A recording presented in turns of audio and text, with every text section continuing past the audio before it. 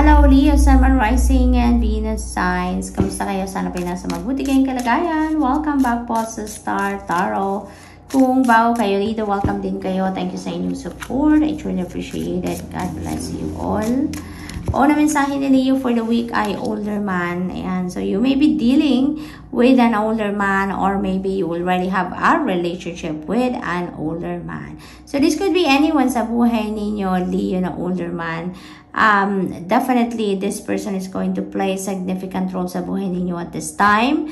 Maaring ito ay grandpa ninyo, maaring dad ninyo ito, maaring boyfriend ninyo, asawa ninyo, mandiligaw, business partner, maaring mag-offer ito ng business partnership sa inyo. This could be anyone sa buhay ninyo, Leo, but definitely you will be dealing with this older man at this time. Okay? So what else? We have acts, forces working against you. Ayan. So may mga tao dito na siguro naiinggit sa inyo. Maaaring may mga tao na hindi gusto kung ano yung mga tagumpay na na-experience ninyo ngayon, mga magaganda ninyong sitwasyon. Kaya maaaring chinichismis kayo or ginagawan kayo ng fake news, yung mga ganon. But you know what, Leo? You have nothing to worry about. You have nothing to fear as long as nasa tama kayo. As long as wala kayong inaagrabyado o tinatapakang tao, you are safe, 'di ba? At saka isa pa, Leo, huwag kayong mag-alala dahil wala namang masamang gawain, 'di ba, ang nagtatagumpay. Even before na magawa ng mga tao ang isang masamang balak, sometimes, 'di ba, bumabalik agad sa kanila 'yun eh. Minsan pinagpaplanuhan pa lang nila ang gagawin nila sa ibang tao, bumabalik na, nangyayari na sa kanila. Kaya dapat na ipag-alala dahil ano't ano man ang gawin natin, 'di ba? Ang masama ay masama at masama ay hindi nagtatagumpay. Okay? So what else? We have success. Ayan. So may isang malaking tagumpay na maaring maganap sa buhay ninyo dito, Leo. This is success na talaga namang magbabago ng buhay ninyo. Okay? Maaring related yan sa trabaho, karera, could be relationship then, maaring magiging matagumpay kayo sa inyong relasyon sa ngayon, maaring masaya kayo, magkakaintindihan with your partner, maaring ganon, maaring din sa mga endeavor ninyo yan kayo magtatagumpay, maaring yung mga pinagtatrabahuan, pinagsisikapan ninyo mga bagay-bagay ngayon ang inyong pagtatagumpayan na, hindi ba? So what else? We have bag, something important such as new job or raise ang maaring dumating sa inyo at this time. So, maaring may promotion din dito for some of you. Maaring ito yung inyong success. Maaring matagal ninyong pinagtrabahuan yan, pinagsikapan, na promotion na yan, and maybe this is the time that you are going to get that. Maaring ito na yung panahon na matatanggap na ninyo ang inyong tagumpay. Yung victory ninyo pagdating sa trabaho, maaring ito na yun, yung promotion. Or maaari din na pay raise ito, new role sa trabaho, that is possible. Okay, so tignan natin kung ano pa ang ganap dito for Leo.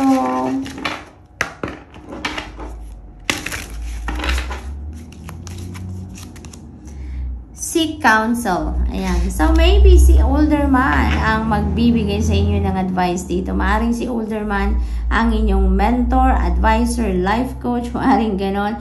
Maaring siya ang lalapitan ninyo at this time at hihingi kayo ng advice sa kanya.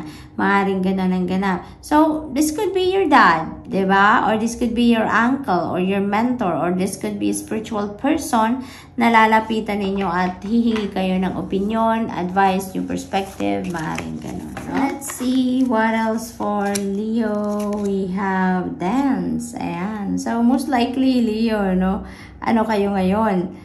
You're being asked here to engage in a physical activity. Tulad na ng pagsasayaw, talaga, yung literal na pagsasayaw, hindi ba? Maaring dati, mahilig kayong sumayaw siguro, pero lately, ngayon, with everything na nangyayari siguro sa buhay ninyo, na busy kayo sa trabaho, focused kayo on other things, kaya yung pagsasayaw, hindi na ninyo nabibigyan ng oras. Maaaring ganun ang ganap dyan. Kaya ngayon, maybe you are coming back to it. Diba? Maaaring may pagkakataon kayo ngayon na muling sumayaw, muling makapagsayaw. Or, this could be, physical activity talaga. Other than dancing, maaaring exercise ang kailangan ninyong gawin dito, or maaaring yun ang hinihingi ng energy na to. No? Kayo na ang tanging nakakaalam dyan kung ano yung, kasi may mararamdaman kayong pull kung ano ang kailangan ninyong gawin dito. So, this could be physical activity other than dancing. No? Maaring ganun ang ganap. So, what else for Leo? We have courage. And so, you're being, encouraged dito na buhayin ninyo sa puso ninyo ang courage, ang inner strength ninyo, because maybe that is what your situation is asking for, di ba? Yung maging matapang kayo, maging matatag, yung ganon, sa ngayon, para maharap ninyo ang mga pagbabago siguro sa buhay ninyo. May mga transition siguro na mag-unfold dito sa buhay ninyo dahil nga meron kayong tagumpay, meron kayong mga ganitong energy na maaaring kailangan ninyong depensa ng inyong sarili, ipaglaban ng inyong karapatan, or something like that. Kaya kailangan ninyo na maging matatag, maging matapang, no? So tignan natin kung ano pa ang ganap for Leo. We have the Lover's energy. And some of you dito, maaaring may decision making talaga na kinakaharap sa ngayon. Kaya siguro, yan din ang kailangan ninyo na maging matatag, maging matapang, no? Dahil siguro sa desisyon na kailangan ninyong harapin dito. This might be, a challenging situation, kaya medyo kailangan ninyo dito na maging matibay ang dibdib ninyo para makapag-decision kayo ng firm, di ba? This could be related to relationships na na decision making na ito.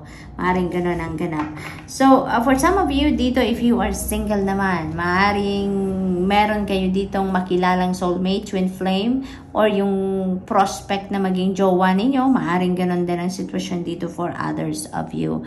Maaring din na may leveling up of your commitment dito with your person. Maaring merong pagle-level up ng inyong relationship dito with your person. So, that is also possible. We have 9 of Wands. Ayan, wag kayong sumuko, no? This is the energy of a wounded warrior, na kahit anuman ang mga challenging situation na hinaharap ninyo or you're dealing with at this time or recently, giving up is not an option. Wag na wag kayong bibigay, wag na wag kayong mag-give up sa inyong sitwasyon, Leo. Always, no? Kaya siguro yung courage na to, inaanyayahan kayong palakasin ninyo ang inyong loob, tatagan ninyo ang inyong loob para mag-continue kayo na mag-persevere sa kung ano man ang bagay na to, no? Na medyo siguro nahihirapan na kayo, napapagod na kayo, maaaring ganon. Continue on with that, never give up, kasi malapit na kayo sa inyong tagumpay. Remember, we have success card dito, Leo, kaya maaaring isang kembot na lang, one last push na lang, at makukuha nyo na yung tagumpay na yan. Kaya, kahit pagod na kayo, magpahinga lang kayo. Step back a little from that. At pag nakabawi na kayo ng lakas, nakapag-concentrate na kayo maigi, nag-ground na ninyo inyong sarili, then get back to it, no? At ipagpatuloy mo ang journey na to. But never give up. Okay? Leo, isang na lang to, isang kembot na lang, nandun na kayo sa inyong tagumpay.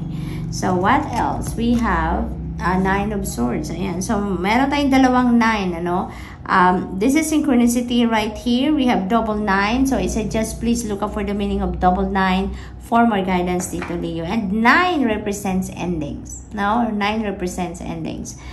Ibig sabihin yan, na meron ng magtatapos dito na sitwasyon sa buhay ninyo. Maaaring yung difficult situation na kung ano man, challenging situation na pinagdadaanan ninyo dito sa 9 of Wands energy, ay yan ang magtatapos na. Maaring ganun ang ganap dyan. Or, may maa-accomplish na kayo dito sa buhay ninyo, kaya meron na kayong success card. So, yun din, may makukumpleto na, may maa-achieve na kayo dito at some point. Maari din na nag-worry na kayo too much dito sa inyong ginagawa, kaya meron na kayong 9 of Swords energy.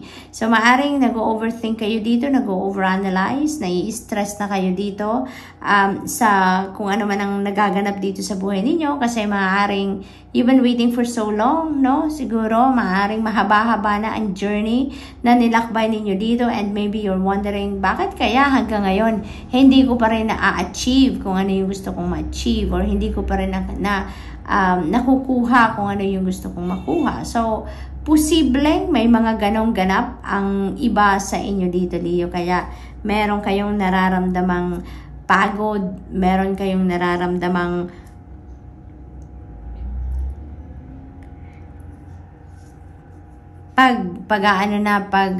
pag-give up na yung gano'n, ano? But, you know what? Konting tiyaga na lang. Continue to persevere at magtatagumpay na kayo. Napakalapit nyo na sa inyong tagumpay, Leo. Okay?